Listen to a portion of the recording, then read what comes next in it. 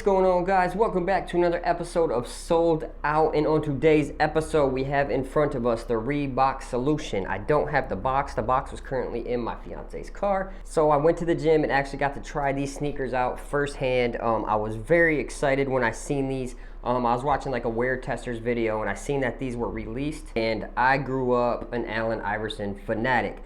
Just a little background in that, he's the one that inspired me to even get out on the basketball court. I studied him every single night, day in, day out. Every VHS released, I got it, I watched it, I perfected his crossover as good as I can to my abilities in my basement, where my dad would spaz out and tell me to quit bouncing that. You know the rest. Them were great times that I had. Every Iverson shoe that's came out, I've owned a pair. I instantly jumped on these because I noticed they were just selling. There was a couple sizes already sold out. I'll try to leave the link in the description because I don't remember even where I got them, but they weren't on Reebok at the time. So I jumped on, grabbed these ones. These gave me the vibe of like the red toes, obviously, red toes. I ordered them and really didn't have it in mind to play basketball with them, but then I got them and there were just a few things I liked about them, so I figured I'd take them into the gym. I had the Dame 8 with me and this. So let's jump right into it, and I can tell you guys some stuff I liked about the shoe. Now, we'll start from the top, work our way to the bottom as always. Heel slip-in comfort was good. There is actually it's kind of unique. It doesn't have a ton of padding, but it has like a, if you guys can get that on camera right there, it kind of has a Achilles pad here, and then on the two sidewalls it has more padding. It's not the most padding in the back of the sneaker, but let's keep this in mind. This is an $89 sneaker. Actually, I think I might have even paid like $84 for this sneaker. So like I said, I wasn't planning on using this as a hoop sneaker, but I got it on my wood floors. I tried it on and I was kind of like shocked by the grip that I was getting. My floors are pretty damn dusty. A lot of times I just really kind of test them right when I get them, break them in just a little bit before I take them into the gym. And these were kind of gripping pretty hard on my dusty floor. So now down onto the tongue. The tongue it's kind of minimal. You know, it's kind of thin. It has a nice padding, but it was very comfortable. It's ported. You can see the jersey material throughout the whole shoe. And so yeah, it was ported. Tongue was pretty breathable. I had no issues with the tongue. I thought it might have been a little too thin, but it wasn't. It worked out pretty good. Onto the laces are just your occasional cheap rope laces. Like I said, this is a low budget sneaker from Reebok.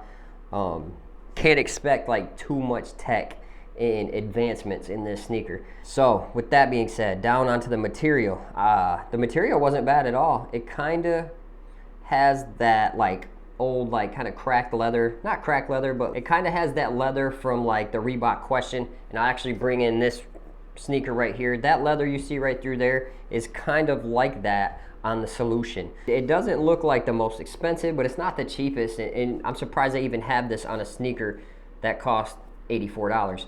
It was kind of shocking when I seen it. I didn't think it would be that good. Now, I do have a couple strings. Like you can see the string right here popping out, the red string. You can see this string over here popping out. But with it being a budget shoe, I mean, you can't really complain much. So for the materials, I thought the materials were pretty decent, very breathable. It's all pretty much that mesh, like micro mesh, and then it's got like the heavy jersey mesh on top of it. And I think that's a nod to this right here on the Question. Like that jersey material on the tongue of that Question. And a nice little addition I thought they killed it with onto the back of the sneaker was this kind of like pull tab. They didn't put the pull tab up here, they put it back here, and it actually works. It actually helps when you're trying to slip the shoe on. Like I said, slip-in comfort was good, no issues. Now work our way up to the top half of the shoe. This isn't like you would think. It's not like these yellow toes back here. It's not like your normal suede. It's you could tell it's like a synthetic, maybe nubuck. It's not even like a real nubuck. I mean, I'm not sure how long it hold up. I don't want to sit here and lie to you guys. I haven't hooped in these a million times. Like I said, I didn't even buy them for basketball, but I ended up taking them to the gym and trying them alongside the Dame 8. Just kind of wanted a comparison. I thought the Dame 8 would blow these out of the water. But yeah, I had no creases in these, and like I said, I hooped for a couple hours in these. The Dame 8s were so bad, I took them off, and I was kind of worried about putting these on, and these whooped on the Dame 8s. I'll get into that in a minute. But yeah, so with materials, you know, you get what you get. So the support and lockdown on these sneakers was not bad. They kind of added this leather in for more support on both sides. you feel secure in the sneaker. I had no issues with support in lockdown. I had no heel slippage. I was kind of worried about that too, being in a budget sneaker. I didn't know like if it would be able to perform like a basketball sneaker. I thought it might just be kind of a casual shoot a rock. My girl said these look like souped up dad shoes, so she's a hater about all my shoes. She hates all my shoes. She actually likes these though, so I don't know why she don't like them. Maybe it's just red. I don't get it. Whatever. These are close to those. But now down on the comfort. The comfort it's really not there. Now if you wanted to get like a drop-in midsole, drop-in insole, whatever you want to call it, that might benefit you if you want to play in the sneaker. Like if you're just getting it for outdoors, if you're getting it in for your men's league, basketball, your parents don't got enough money, you don't have enough money, and you have to get these shoes or you have to get 2 pair for the season, I suggest you get you a drop-in midsole, nothing like crazy thick or gel or anything like that. Just something nice with a little bit of cushion, and you will have no issue in these at all. One thing I wish they did, I know it's a budget sneaker, I wish they would have put the hex on there. I mean, this hex is fake anyways in the Iversons. Doesn't even work, doesn't hold air, anything like that. I mean, we could have probably did with that in the sneaker. I think that would have really set this sneaker on fire. I think it's dope anyways, but the hex would have got me for sure. I probably would have even got another pair. I might have just got all 3 colors, because I think there's 3 colors coming out in this. I think there's a jet black, like the hardened colorway. It's like the red, white, and black, and then this colorway. I got a different kind of love for Iverson. I like to rock his shoes aesthetically. You know, I love the aesthetics of them. Like these things are heavy. They feel like bricks. We'll get into the weight in a minute. Maybe I'll weigh them in comparison, because I feel like these are a little bit lighter. These would be nicer to play in instead of choosing those. But yeah, the traction torched the Dame 8. It was almost like embarrassing. Like I could not believe how bad I was slipping out. If you go back to my Dame 8 video, you can see how bad the slip out is. And that court wasn't that bad. And even if it was, it shouldn't have slipped out like that. If this $84 sneaker is sticking, and I'll play the slow-mo, I got slow-mo from that, and I think I was putting up a couple shots in the gym or something. This herringbone in multi-directional pattern was absolutely perfect. Now, will I say this is a good outdoor sneaker? Probably not. It looks very, very thin, and I'll give you guys a close-up in a slow-mo so you guys can kind of judge yourself. Now, this pattern right here in the middle, the herringbone, this right here is super thick. Same thing on the back, super thick. But these sidewalls, if you play on the sides of your feet, you might have troubles with these ones, guys. They might get chewed up fast. The rubber feels pretty soft. So I'm not sure you want to get this for an outdoor sneaker.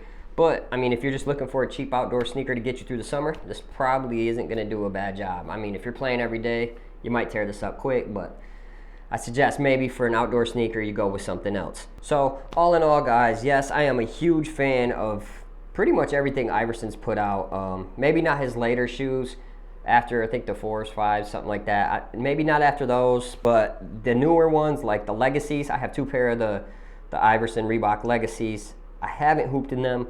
I don't think they will be good hooping shoes just because they're so heavy and the traction on them, the DMX pattern. I don't know how good that'll hold up. And I'm not really trying to break my ankle testing those out. But when these were released, I was like, definitely copping those. Definitely copping those. I was excited. I love the setup, like the red toe. I think even JJ Watt released a Reebok shoe with the red toe, paying homage to Iverson. I even thought that was dope. So the red toe gets me a lot on a lot of these sneakers. I like the yellow toe I got behind me too. Them are one of my favorite sneakers. My fiance got me those for Valentine's Day. I absolutely love the way these look. And these right here, my only issue with them, I got 3 or 4 pairs. I got these, the red and black Valentine's Day ones, or I think they were Heartbreaker. I don't remember what they were called. Red and black colorway with the patent leather black toe.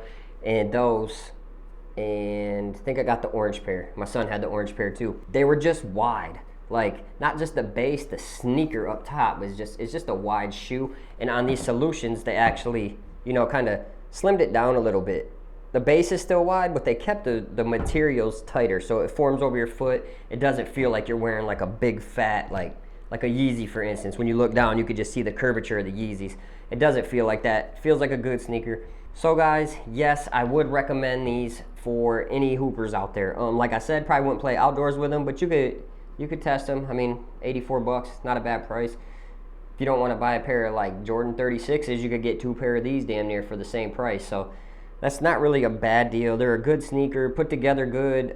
I think they'll hold up good. They cleaned up good. I actually wore these already a few times. I had to go run and clean them up. Had a couple marks on the bottom, some salt packed on here. I live in Michigan, so our roads and our high school walkways and everything on the way to the basketball games are absolutely trash right now. So with that being said, guys, I appreciate all your likes, commenting, subscribing, everyone that's showing love to the channel. I appreciate all of you. I really do. If you made it this far, I really, really, really appreciate it. I can't really tell you how much it means to have you guys watching, tuning in, and watching me while I test these sneakers.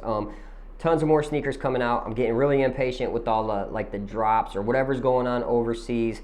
The Currys ain't been out, the Kyries, the GT jumps, everything's getting pushed back. It's driving me crazy. I want to get these sneakers. I mean, it is building more excitement, so I am glad. But thanks, guys, for tuning in, and we'll catch you on the next episode of Sold Out. Peace.